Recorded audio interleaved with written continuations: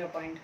तो आज हम स्टार्ट करेंगे क्लास 9th के लिए चैप्टर 1 का सेकेंड पार्ट 1 में मैंने आपको बताया था कि व्हाट इज मैटर, पदार्थ क्या है, और सेकेंड थिंग बताई थी property of particle of matter, यानी कि पदार्थ के कणों के लक्षण के बारे में बताया था। आज हम इसी के आगे का कंटिन्यू करते हैं। जिन लोगों ने पार्ट 1 नहीं देखा है उनके लिए बता दूं, डिस्क्रिप्शन बॉक्स में मैंने पार्ट 1 का लिंक दे दिया है, आप वहां से पार्ट 1 देख सकते हैं। चलिए स्टार्ट करते हैं सेकेंड पार्ट। आज हम इसमें आपको बताएंगे स्टेट ऑफ मैटर के बारे में, और आगे बताएंगे आपको इंटरचेंज ऑफ मैटर, यानी स्टेट को चेंज कैसे होना है, लिक्विड से सॉलिड, सॉलिड से गैस, इस टाइप में चेंज कैसे होना है, इसके बारे में आपको एक्सप्लेन करेंगे। तो स्टार्ट करते हैं चैप्टर। आगे का टॉपिक स्टेट ऑफ मैटर, पदार्थ की अवस्था। आपने सबको पता है, आपने सबने छोटे क्लासेस में देखा होगा, इस टाइप की फिगर देखे होंगे सभी ने। सबको पता है कि पदार्थ की 3 मुख्य अवस्थाएं होती हैं। There are 3 main state of matter, that is solid, liquid and gaseous, यानी कि ठोस, द्रव और गैस अवस्था। ठोस के पार्टिकल बहुत पास पास होते हैं, लिक्विड के पार्टिकल दूर दूर होते हैं और गैस के पार्टिकल बहुत दूर होते हैं। तो आगे कंटिन्यू करते हैं कुछ पॉइंट्स पे, कुछ प्रॉपर्टीज इनकी हम कंपेयर कर लेते हैं, कुछ पढ़ते हैं। तो पहली प्रॉपर्टी है शेप की। ठोस के पार्टिकल बहुत पास पास होते हैं, इसलिए इनकी शेप जो होती है एकदम फिक्स होती है, ये चेंज नहीं होती है। आप अपने घर में कई चीजें ऐसी हैं जिनको आप देखते हैं, बेड हो गया, गेट हो गया, आपका मोबाइल फोन हो गया, आपकी कई सारी चीजें हैं जो सॉलिड है, इनका शेप चेंज नहीं होता है। लिक्विड में शेप चेंज होता है। अगर आप 1 लीटर पानी को ग्लास में रखोगे तो ग्लास के शेप का होगा, बकेट में डाल दोगे तो बकेट का शेप का होगा, अगर आप उसी पानी को कटोरे में, प्याले में रखोगे तो उस शेप का होगा, बॉटल में डालेंगे तो बॉटल का शेप का हो जाएगा, यानी कि शेप बराबर चेंज होती है। और गैस का शेप तो वैसे ही फिक्स नहीं होता, सबको पता है गैस का कोई भी शेप होता ही नहीं है। अब सेकेंड पॉइंट पे आते हैं वॉल्यूम। तो सॉलिड का वॉल्यूम फिक्स होता है, लिक्विड का वॉल्यूम भी फिक्स होता है, लेकिन गैस का वॉल्यूम फिक्स नहीं होता है।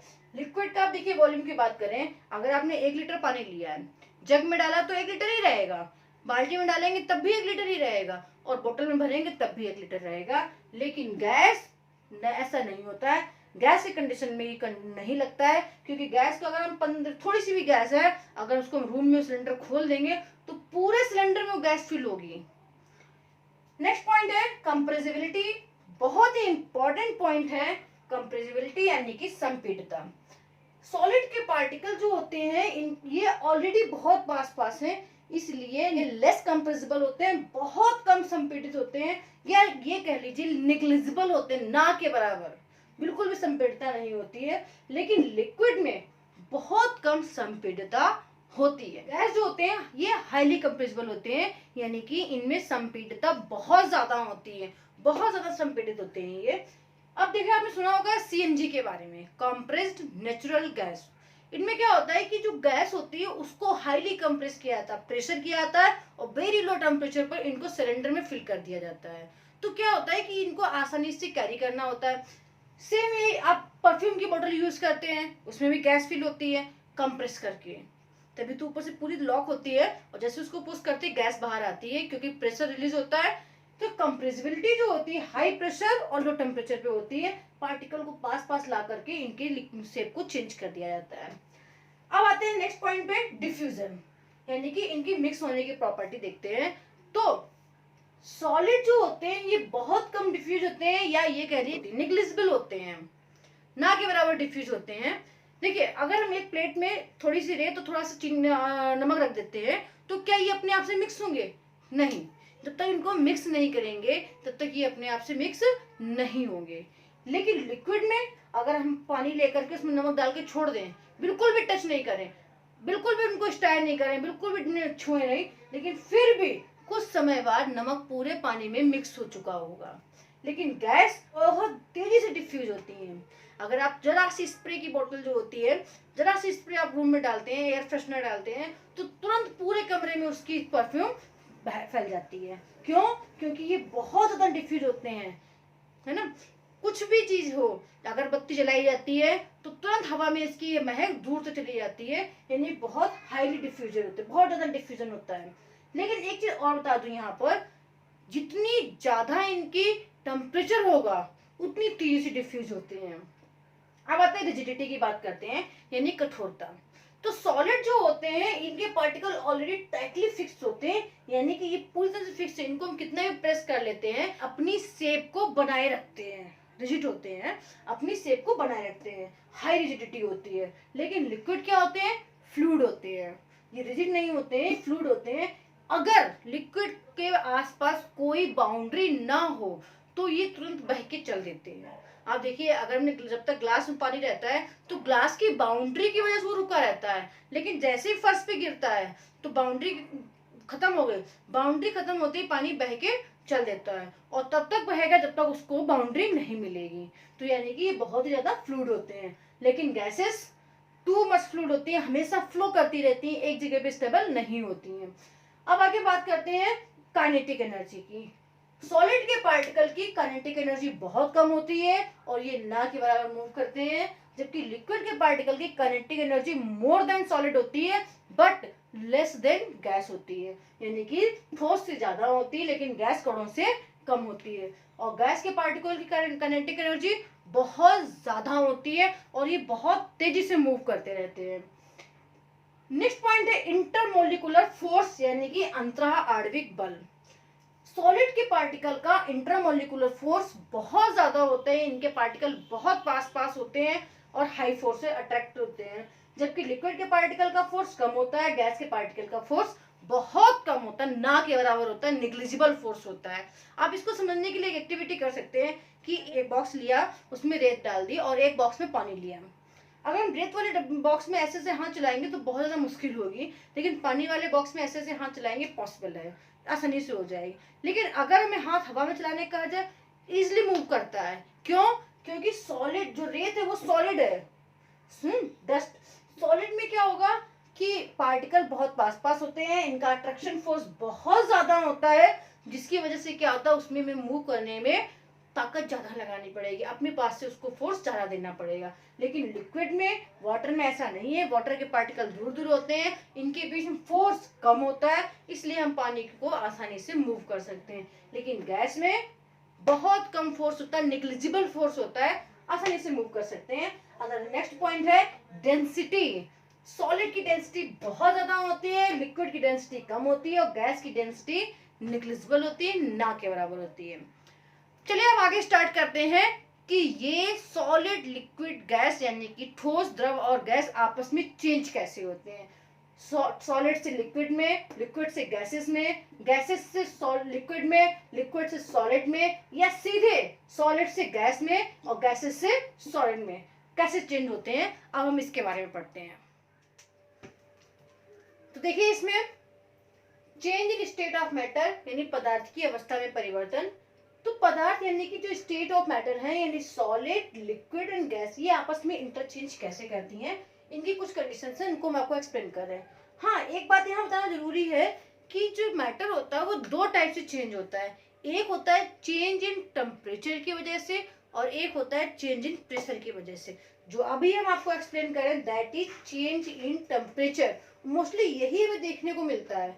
चेंज इन प्रेशर क्या होता है, वो बहुत ही रेयर केस में बाई प्रेशर की हेल्प से कराया जाता है, तो वो हम नॉर्मली नहीं देख पाते हैं, लेकिन ये हम नॉर्मल अपने आसपास कई बार देखते हैं। तो अभी हम चेंज इन टेम्परेचर की वजह से कंटिन्यू जो होता है उसके बारे में बात कर रहे हैं। तो स्टार्ट करते हैं सॉलिड से। सॉलिड जिनके पार्टिकल बहुत पास पास है इसलिए सॉलिड है। इसको लिक्विड में चेंज करने के लिए इसको मेल्ट करना पड़ता है, गर्म करना पड़ता है, यानी कि ये हीट एब्जॉर्ब करता है। जब ये हीट एब्जॉर्ब करता है तो मेल्ट होता है, लिक्विड बन जाता है, दिस इज मेल्टिंग। इसको फ्यूजन भी बोलते हैं, गलना। एक बात बता दे कि जिस टेम्परेचर पर सॉलिड मेल्ट होकर लिक्विड में चेंज होता है उस टेम्परेचर को उसका मेल्टिंग पॉइंट यानी कि गलनांक कहा जाता है। तो बहुत इंपॉर्टेंट पॉइंट है गलनांक, ये पॉइंट ध्यान रखते चलेंगे, ठीक है।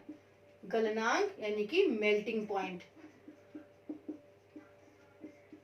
वो पॉइंट जिस जगह पर सॉलिड लिक्विड में चेंज होना शुरू करता है, या नॉर्मल बोलते हैं वो टेम्परेचर जिस जगह पर लिक्विड सॉलिड में चेंज होना स्टार्ट करता है, that temperature is known as melting point यानी कि गलनांक। ओके, आगे बढ़ते हैं। लिक्विड बनने के बाद अगर लिक्विड को हम और ज्यादा हीट करते हैं तो वो वेपर में चेंज होता है, यानी कि वेपोराइजेशन, गैस में चेंज होता है। और ये जो प्रोसेस है इसको वेपोराइजेशन यानी वाष्पन कहा जाता है।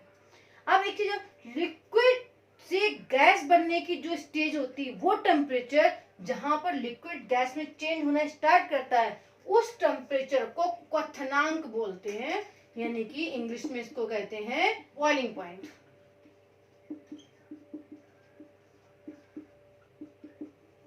ओके, वो टेम्परेचर जहां पर लिक्विड गैस में चेंज होना स्टार्ट कर देता है, उस टेम्परेचर को क्वथनांक यानी कि बॉइलिंग पॉइंट बोला जाता है। अब थर्ड बात करते हैं, गैस को हम अगर ठंडा करते हैं तो इसको कंडेंसेशन कहते हैं, यानी कि संघनन। अभी आप गैस को ठंडा करना स्टार्ट करेंगे, कंडेंसेशन स्टार्ट करेंगे, तो क्या हो जाएगा, लिक्विड में चेंज हो जाएगा। ठीक है, आप देखते होंगे कि दूध के ऊपर या गरम गरम दूध रखा है, उसके ऊपर जो प्लेट ढकी जाती है, जैसे आप प्लेट उठाते हैं उसके ऊपर से कुछ बूंदें पानी की गिरती हैं। ये क्यों गिरती हैं? कि जो नीचे से दूध की से निकलने वाली वेपर होती है, वो वेपर ऊपर जाकर के प्लेट से टकराती है और वहां पर ठंडी होती है और फिर से वाटर में चेंज होती है। That is condensation. बादल बनने के, जो हमारे बादल बनते हैं या बारिश होती है, वो बादल का formation, cloud formation condensation process से ही होता है।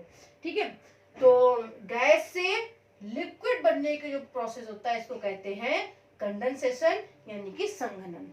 अब लिक्विड को अगर और ठंडा किया जाए, नॉर्मली आप लोग करते हैं खासकर गर्मियों के दिनों में, उठा के इसको फ्रिज में रख देते हैं, फिर सॉलिड हो जाता है, बर्फ बन जाती है, मजे से खाते हैं।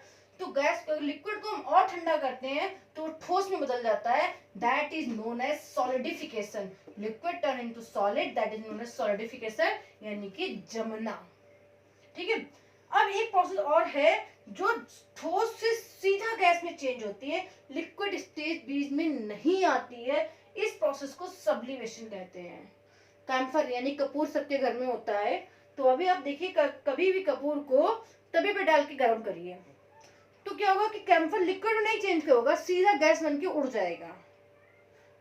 तो ऐसा प्रोसेस में solid direct change into gas, ऐसा प्रोसेस जिसमें solid direct change into gas, that is known as sublimation यानी कि उधर्वपातन। और सेम प्रोसेस अगर इसको कंडेंस होता है, ठंडा होता है, तो direct gas change into solid, that is sublimation. Okay, clear हो गया है। अब हम बढ़ते हैं आगे प्रेशर चेंज की वजह से, कि जो प्रेशर चेंज की वजह से जो चेंज आते हैं उसको देखते हैं, यानी कि संपीड़ितता, कंप्रेसिबिलिटी के बारे में। चलिए बढ़ते इधर। तो देखिए चेंज इन प्रेशर की वजह से क्या चेंज आता है ये देखते हैं। जैसे एक सिलेंडर में हमने गैस फिल की तो उसको प्रेशराइज किया जाता है पिस्टन की हेल्प से। जैसे सिरिंज होती है ना, ऐसे पिस्टन की हेल्प से इसको प्रेशराइज किया जाता है। तो प्रेशराइज करने पर होता क्या है कि ये जो गैस के पार्टिकल दूर दूर हैं, ये पार्टिकल प्रेशर की वजह से पास पास आना शुरू हो जाते हैं। लेकिन यहाँ पर एक चीज ध्यान रखनी है, ये होता है हाई प्रेशर पे, यानी कि उच्च दाब पर, ठीक है, और लो टेम्परेचर पर, वेरी लो टेम्परेचर पे। हम यहाँ पे वेरी भी लगा सकते हैं, very high pressure, very low temperature, दोनों चीजें लगा सकते हैं। तो देखा आपने, ये चीजें यहाँ पे बहुत ध्यान रखने की है, हाई प्रेशर उच्च दाब पर और लो टेम्परेचर निम्न ताप पर ऐसा होता है। बहुत ज्यादा प्रेशर होना चाहिए और बहुत ही कम टेम्परेचर होना चाहिए। इसका रीजन है, जितना ज्यादा प्रेशर पड़ेगा उतने ही पार्टिकल पास पास आएंगे, और जितना कम टेम्परेचर होगा उतनी कम काइनेटिक एनर्जी होगी, और जितनी कम काइनेटिक एनर्जी होगी उतनी ही इनका मूवमेंट कम होगा। ये प्रेशर दूर दूर जाने के लिए उतना ही कम प्रेशर डालेंगे।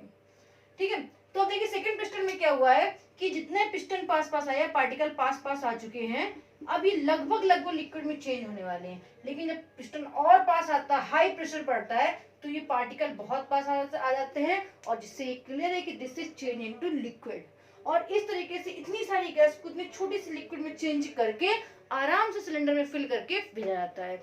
हम बहुत सी ऐसी चीजें यूज करते हैं जो से कंप्रेसिबिलिटी पर ही डिपेंड करती हैं। जैसे मैंने आपको बताया था, परफ्यूम बोटल्स हम लोग यूज करते हैं, रूम फ्रेशनर यूज करते हैं, और आज के टाइम में आप देखते हैं ये पेन रिलीफ जो होते हैं ये भी सिलेंडर में भर के आते हैं, छोटी छोटी बोटल्स में भर के आते हैं, और उनको प्रेशर के साथ लगाना आसान होता है। तो ये कंप्रेसिबिलिटी है, कंप्रेसिबिलिटी यानी संपीड़ितता का एक एग्जाम्पल है। ये प्रेशर की वजह से इसमें स्टेट ऑफ मैटर चेंज होती है।